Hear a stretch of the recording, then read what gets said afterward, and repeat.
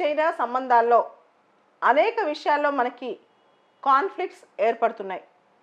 ముఖ్యంగా 2020 గాల్వన్ వ్యాలీలో ఘర్షణ తర్వాత భారతదేశం చైనీస్ యాప్స్ని చాలా వాటిని బ్యాన్ చేసింది.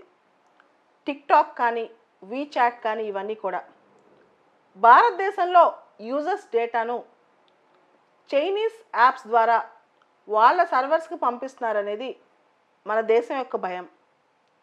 ఇది భారతదేశ సార్వభౌమ అధికారం, దేశ భద్రత ఇవన్నీ కూడా దెబ్బతింటాయి దీనివల్ల అని చెప్పి మన అభిప్రాయం అన్నమాట.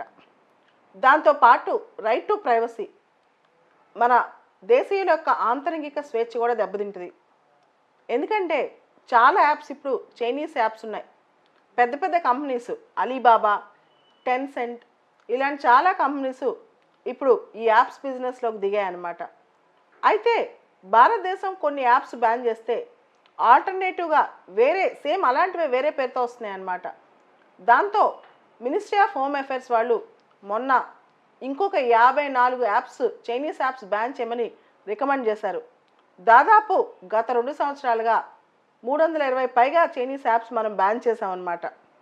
అయితే చైనీస్ యాప్స్ బ్యాన్ చేయడానికి మేజర్గా సెక్యూరిటీ కన్సర్న్స్ అనేది చెప్పొచ్చు అనమాట. ఈ సెక్యూరిటీ కన్సర్న్స్లో కూడా కొన్ని యాప్స్ ఉన్నాయి. ఉదాహరణకి పబ్జీ. ఈ పబ్జీని భారతదేశంలో 2 ఏళ్ల క్రితమే బ్యాన్ చేసాం.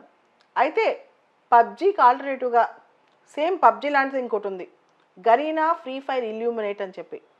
ఇప్పుడు ప్రస్తుతం ఈ యాప్ కూడా మనం బ్యాన్ చేసాం. అయితే ఈ పాత యాప్సే కొత్తగా ఇప్పుడు రీబ్రాండెడ్ రీలాంచ్ అవుతున్నాయి. అంటే పాత యాప్స్కే పేరు మార్చేసి మళ్ళీ రీలాంచ్ అవుతున్నాయి.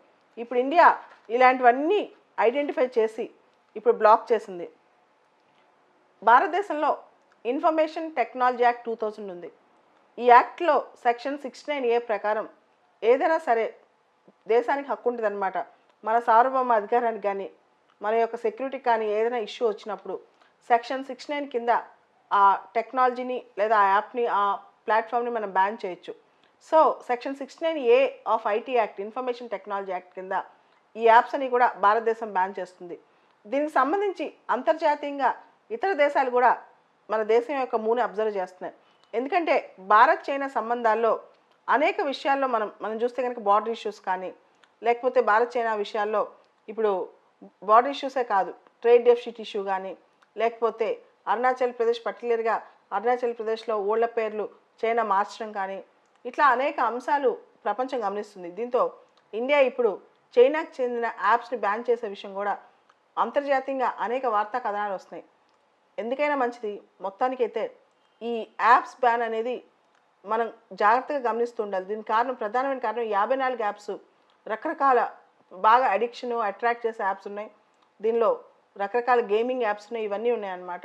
దీంతోపాటు మన యాప్స్లో జాయిన్ అయ్యేటప్పుడు మనం ఇచ్చే పూర్తి డేటా, మన మొబైల్ నెంబర్, దాంతోపాటు మన పేర్లు ఇవన్నీ కూడా మిస్యూజ్ అయ్యే ప్రమాదం ఉంది. సో దీనికి సంబంధించి మన మినిస్ట్రీ ఆఫ్ హోమ్ అఫైర్స్ వాళ్ళు, ministry of electronics and information technology వాళ్ళు మంచి చర్యలు తీసుకుంటున్నారని అర్థమవుతుంది దీన్ని బట్టి.